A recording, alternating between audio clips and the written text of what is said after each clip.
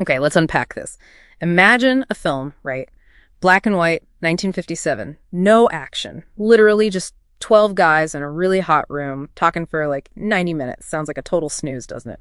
But this film, 12 Angry Men, it has this amazing 4.8 star average on Prime Video, and it offers some incredibly sharp, almost painfully relevant lessons for us today. Yeah, it's really striking. What this deep dive into 12 Angry Men shows, I think, is how certainty can be pretty dangerous. You know, especially when it's just built on assumptions, not real questioning. It's kind of a powerful shortcut to seeing how even really dug-in biases can be, well, chipped away at one tough question at a time, just through deliberation. Absolutely.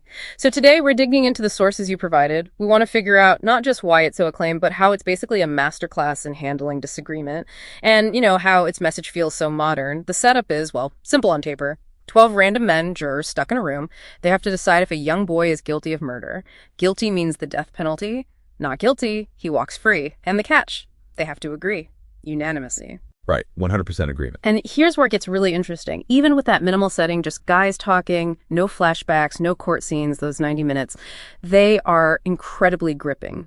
The film just thrives on the passion of their different views clashing. It's not just ideas, it's personalities. Watching that one juror, the quiet one, just persistently questioning, chipping away at someone else's prejudice.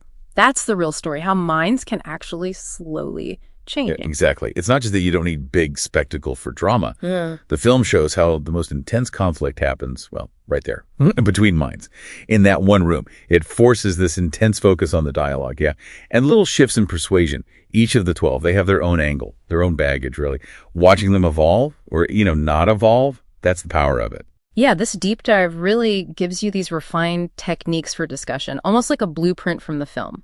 The sources point out a few key things, like there's a moderator sort of guiding things. It's not just keeping order, it's subtly making space, so even the loudest ones eventually have to, well, listen.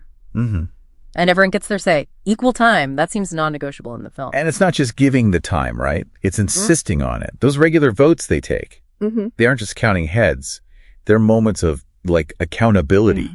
They force people to actually pause and maybe rethink things as new points come up. It challenges that initial stubborn groupthink you see at the start. Exactly. And the flow is so controlled. They stop digressions to keep things moving, but then they do allow exceptions if it's a genuinely useful insight. It's a neat balance, maintaining focus but allowing space for what matters. And that unanimous rule hangs over everything. It just changes the whole game, doesn't it? Oh, absolutely. Unanimity shifts the whole dynamic. Yeah. It stops being about just, winning the vote. It forces everyone to actually gauge deeper, to persuade and, crucially, be open to persuasion.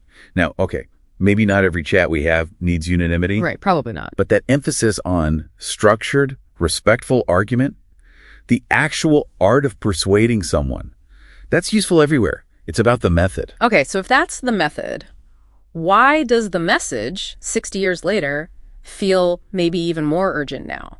Well, what's fascinating, I think, is how strongly the film hits that presumption of innocence idea, not just as a legal term, but as a really hard act of will. It pushes us to actively look for doubt, not just confirm what we already think. Even when things seem obvious or everyone else agrees, it's a principle we kind of forget easily now, with information flying around so fast, instant opinions versus real digging. And the sources make that point. Everyone can be a jury member on social media platforms today. That really hits home, doesn't it? It does. That shift makes the film's lessons feel so potent. We often jump to conclusions without that slow, careful examination the jurors were forced into. So, wrapping this up, what does this all mean for you listening? I think this deep dive really underscores the lasting value of, careful thinking, critical thought, and just the power of patient, reasoned discussion, even when the odds seem stacked against it. Yeah, the film really pushes us to question our own assumptions, to actively seek out and try to understand different views before we jump to judgment, especially now in this age of instant takes and, viral outrage. So maybe next time you're about to post that really strong opinion online, just consider the film's final message before hitting send on something that might hurt someone, or just add noise. Maybe take a moment, have your own little internal discussion first. A bit like those jurors had to in that hot room.